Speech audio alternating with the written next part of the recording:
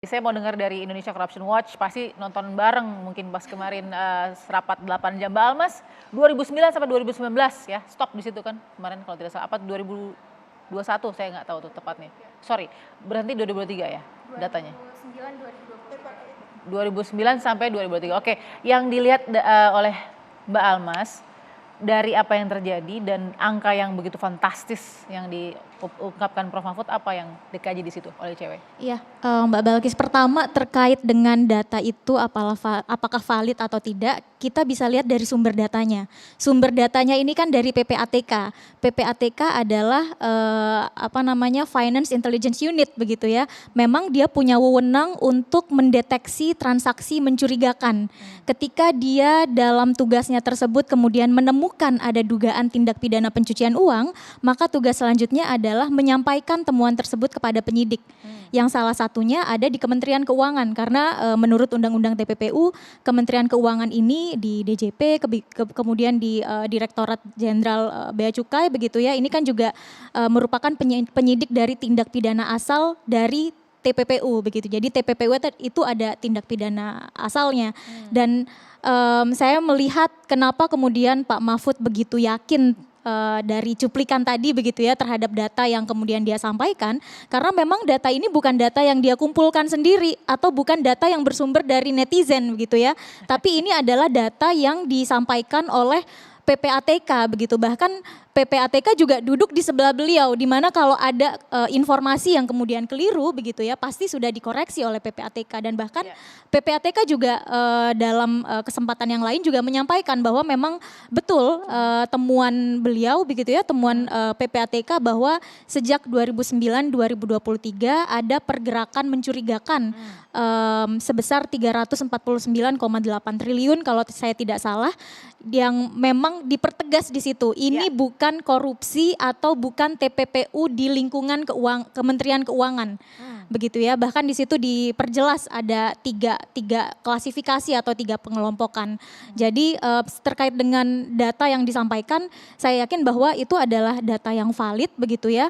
Justru kalau kemudian menyampaikan data yang tidak valid, ya ini menjadi bumerang tersendiri untuk untuk Komite Koordinasi Nasional Pencegahan dan Pemberantasan TPPU begitu. Jadi terkait dengan data, saya rasa justru kita harus fokus kita adalah terkait dengan tindak lanjut dari data ini gitu. Karena ini jumlah uang yang bukan sedikit. Saya mau tanya Mbak Almas, tapi kenapa baru sekarang?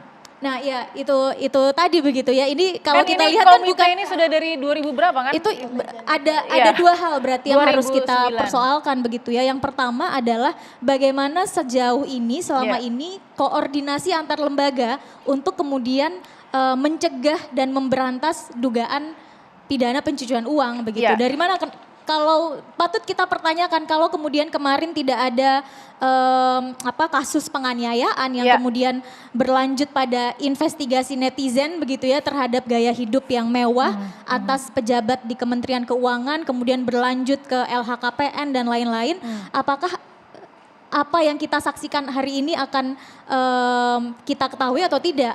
Atau bahkan lebih jauh lagi misalnya, apakah RAT yang baru saja ditetapkan sebagai tersangka oleh KPK sekarang ditetapkan sebagai tersangka atau tidak gitu ya kalau ini tidak viral. Jadi saya penasaran, mohon maaf, jadi semua yang di bawah koordinasi Komite TPPU ini nggak laporan gitu ya selama ini?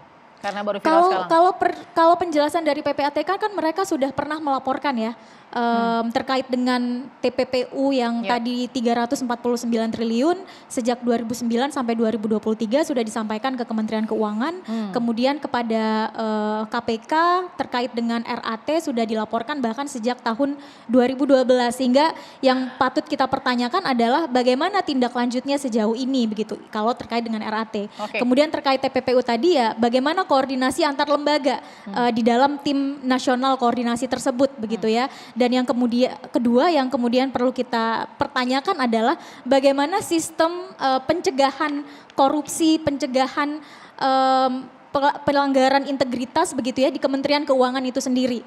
Karena kita tahu Kementerian Keuangan ini kan kalau kita bicara soal reformasi birokrasi, soal pembenahan sistem dan lain-lain begitu ya. Ini salah satu yang dianggap sebagai patokan begitu ya. Jadi patut dipertanyakan juga bagaimana implementasinya sejauh ini. Apakah memang tidak terdeteksi atau sudah terdeteksi tapi sedemikian susah kemudian untuk mengambil langkah-langkah korektif misalnya atau misalnya untuk melanjutkan temuan misalnya yang Oke. dilakukan oleh Irjen kepada aparat penegak hukum dan yang lain. Oke, jadi nggak ada yang menyuarakan badainya ya. Oke, kita akan sambung lagi sesaat lagi. Masih banyak pertanyaan yang mungkin juga ada di benak pemirsa sesaat lagi di Perempuan Bicara.